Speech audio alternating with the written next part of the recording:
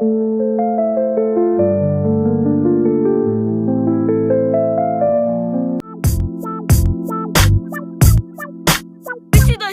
é louco, meu Deus.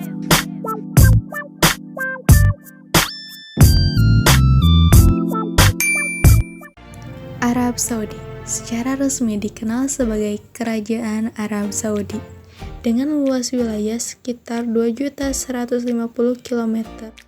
Arab Saudi secara geografis merupakan negara terbesar kelima di Asia dan kedua terbesar di dunia Arab. Arab Saudi berbatasan langsung dengan negara Yordania dan Irak di utara. Negara ini terpisah dengan Palestina dan Mesir oleh Teluk Aqaba.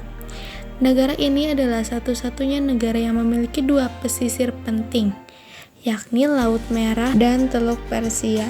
Dan sebagian besar wilayah Arab Saudi terus mendefinisikan dirinya sebagai negara Islam Arab yang berdaulat dengan Islam sebagai agama resminya, bahasa Arab sebagai bahasa resmi, dan Riyadh sebagai ibu kotanya. Arab Saudi merupakan negara produsen dan pengekspor minyak terbesar di dunia, mengontrol cadangan minyak terbesar kedua di dunia dan memiliki cadangan gas terbesar ke-6 di dunia. Ekonomi Saudi adalah yang terbesar di Timur Tengah. Ekonomi terbesar ke-18 di dunia berdasarkan PDB nominal dan ke-17 terbesar menurut PPP. Serta luas kawasannya adalah 2.240 km. Arab Saudi sering kali dikunjungi oleh jamaah haji karena merupakan tempat suci bagi umat Islam, yaitu Makkah dan Madinah. يا من صليت بكل الأنبياء يا من في قلبك رحمة للناس يا من ألفت قلوبا بالإسلام يا حبيبي يا شافعي يا رسول الله بأمي وأبي فديتك سيدي صلاة وسلام عليك يا نبي حبيبي يا محمد أتيت بالسلام والهدى محمد حبيبي يا محمد يا رحمة للعالمين يا محمد يا من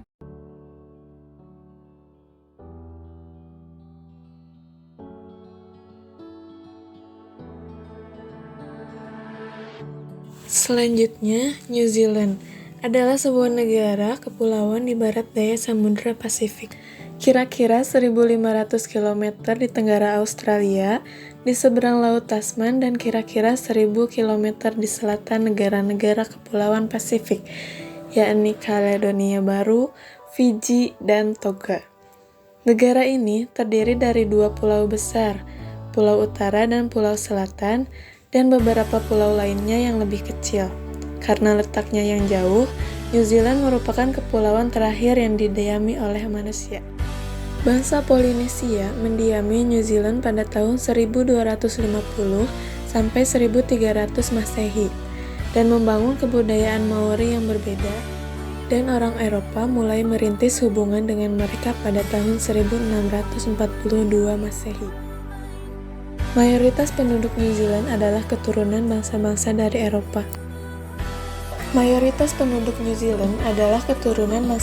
dari Eropa.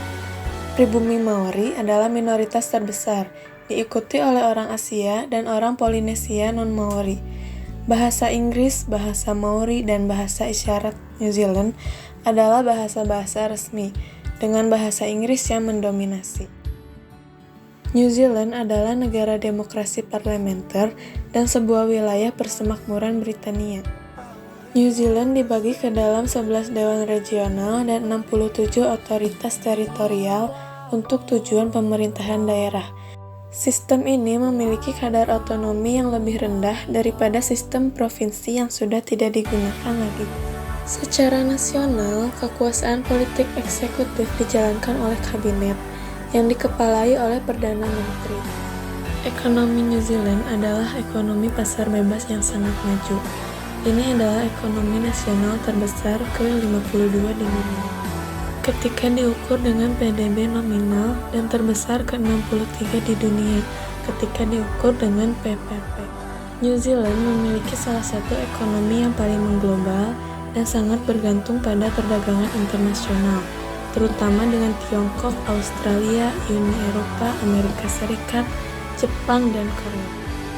Sistem pendidikan di New Zealand serupa dengan struktur pendidikan di Indonesia, namun memiliki keunikan tersendiri.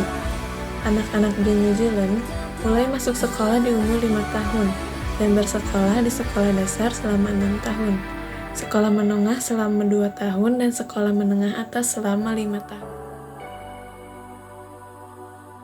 New Zealand memiliki sumber daya alam dan kekayaan mineral yang melimpah. Industri manufaktur yang menonjol meliputi produksi aluminium, pengolahan makanan, fabrikasi logam, produk kayu, dan kertas.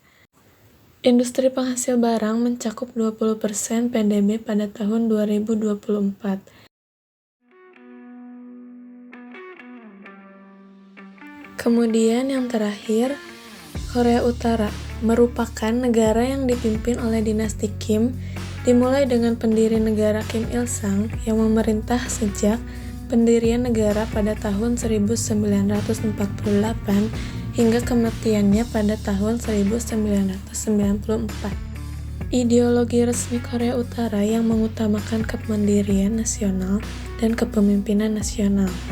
Konsep ini diperkenalkan oleh Kim Il-sung dan berfungsi sebagai dasar bagi kebijakan pemerintah, serta pendekatan ekonomi dan sosial negara program nuklir. Korea Utara telah lama menjadi sorotan dunia. Karena program nuklirnya, negara ini telah meluncurkan serangkaian uji coba nuklir yang melanggar perjanjian internasional termasuk resolusi Dewan Keamanan PBB. Hal ini telah menimbulkan keprihatinan tentang stabilitas keamanan regional dan global isolasi internasional. Korea Utara dikenal karena kebijakan isolasinya dari dunia luar. Negara ini memiliki kontrol yang sangat ketat terhadap informasi yang masuk dan keluar. Warga negara memiliki akses terbatas terhadap konten media internasional dan internet terbatas hanya pada beberapa elit, pemerintah, dan segelintir orang berpengaruh. Korea Utara menerapkan ekonomi terpusat yang dikendalikan oleh pemerintah, meskipun terdapat upaya-upaya reformasi ekonomi terbatas dalam beberapa tahun terakhir. Negara ini masih mengandalkan sektor militer dan industri berat keluarga pemimpin di Korea Utara. Pariwisata ke Korea Utara sangat diawasi dan diatur oleh pemerintah. Wisatawan biasanya hanya diperbolehkan mengunjungi lokasi-lokasi yang telah ditentukan, dan mereka diawasi selama kunjungan mereka. Korea Utara sering menghadapi tantangan seperti kelangkaan bahan makanan dan barang-barang konsumsi. Kebijakan ekonomi terpusat dan sanksi internasional telah mempengaruhi pasokan dan ketersediaan berbagai barang. Korea Utara adalah salah satu negara termiskin di dunia. Negara ini memiliki ekonomi terencana terpusat dan perdagangan terbatas sehingga menghasilkan PDB per kapita yang rendah dan kemiskinan yang meluas.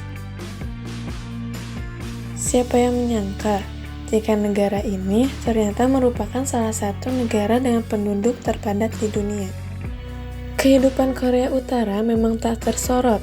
Total jumlah penduduknya pun tidak diketahui secara pasti. Namun, dengan luas wilayah yang hanya sekitar 122.370 km persegi di semenanjung utara Korea, dan dengan perkiraan populasi sebanyak 24,8 juta jiwa pada 2020, negara ini bisa dibilang cukup padat penduduk. Rata-rata terdapat sekitar 203 jiwa. Kalangan elit bisa hidup dalam kemewahan berkat koneksi dan kekuasaan mereka. Tenaga kerja dengan upah murah, jumlah angkatan kerja di Korea Utara per tahun 2021 adalah 16,93 juta orang. Dari jumlah tersebut, diisi oleh para tenaga kerja dengan upah murah.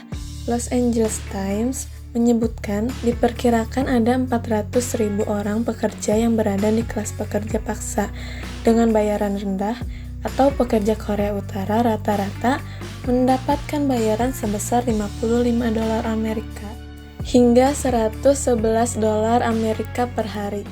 Korea Utara dikatakan memiliki kemampuan untuk menarik investor asing, namun Kim Jong-un tidak akan mengizinkan pihak asing untuk mengontrolnya.